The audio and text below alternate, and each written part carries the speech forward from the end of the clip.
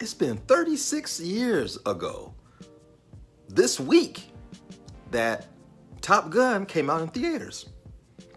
Back in 1986. Yeah, I remember the movie was really, really popular before I went to go see it. You know, all the hype was out. And I'm like, let me go check out this movie, you know.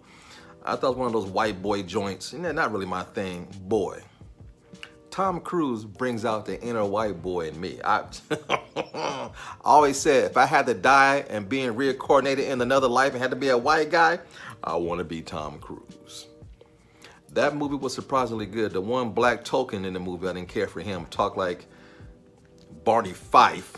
But other than that, you know, Top Gun was a cool movie.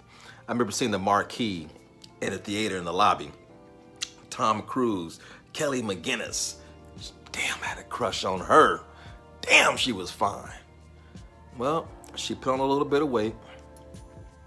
Became one of the 3 Husketeers. And they didn't bring her back for this role, which is pretty sad, man. I really liked her character. But you got Jennifer Connelly in this new one. She plays a new love interest. And I'm like, where did she come from? She's actually in part 1. Not physically, but her name is mentioned in part 1. That makes her part of the canon to be in the sequel. I thought that was brilliant. This movie's perfect. I know it's not quite summer. This is the best movie of the summer as it stands right now. There's 3 more movies that's going to challenge this movie. Buzz Lightyear, Jordan Peele's Nope, and of course, Jurassic World Dominion. This is the best movie, hands down. This movie is incredible. It is the perfect sequel. It also is the perfect standalone film if you've never seen part 1. I remember that bald guy that was in part 1, the chief commander, whatever he was. I remember he was also in Back to the Future the year previous. And it's kind of cool. This man was in 2 large franchises back-to-back years, man. And who knew that Top Gun would become a franchise? The action is on point.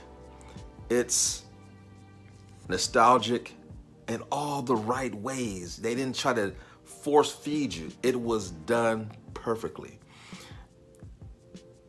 The storyline is deep. I'm talking deep. It's nothing like the trailer. It is deep. Surprisingly, this movie, if I had to compare to part 1, this is leaps and beyond better than Top Gun. And Top Gun is a great film. This one is just better. I just had this conversation. Sometimes sequels this far apart normally don't work out. Only a handful have done it. Aliens,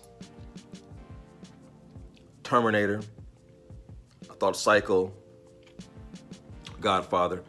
Top Gun is up there with them, man. Top Gun Maverick is freaking fabulous. It's the plot. It's compound with different levels. And the third act, 30 to 40 minutes, you're gripping your seat. And it's flight simulation and flight sequences that has never been seen before are caught on film. This is groundbreaking. This is that James Cameron type shit. This movie is incredible. Tom Cruise did it again. Can't count the man out, dude. He is a true movie star. I'm so glad they held this movie back. I think it originally supposed to come out in 2019. They held it back, and Tom Cruise said, this is not going to streaming. He put his foot down. He said, no, bruh, no, we will wait it out. The perfect weekend, Memorial Day weekend, 2022. This movie is gonna blow you away. best movie of the summer. This movie needs to be knocked down.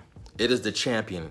As it is right now, as it stands, this movie is the champion. Miles Teller is in this movie. Plays the son of the fallen from part 1. That dynamic is great. Maverick is still Maverick. He's older, but he still is the same character, man. He's charming. He's arrogant. He's funny. He's stupid. And that's what makes it so much fun. And this new crop of airplane flyers, pilots, they're great. The young lady, cocky, cute, but damn good.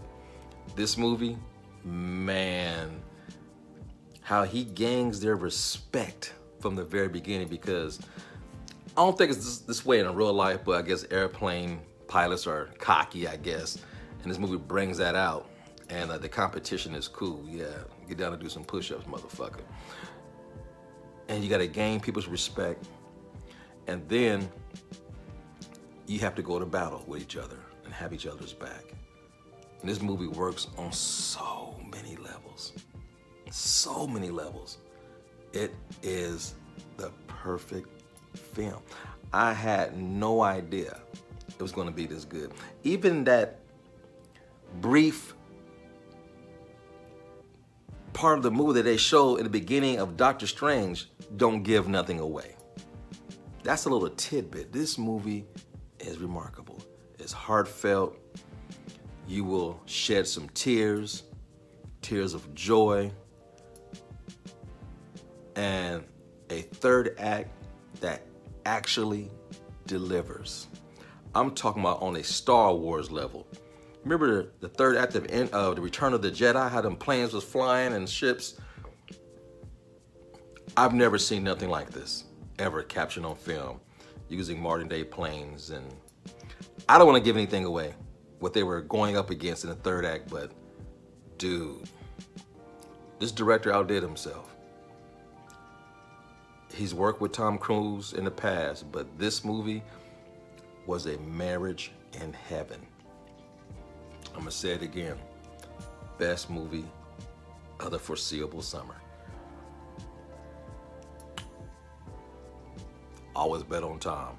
Peace and fade to black.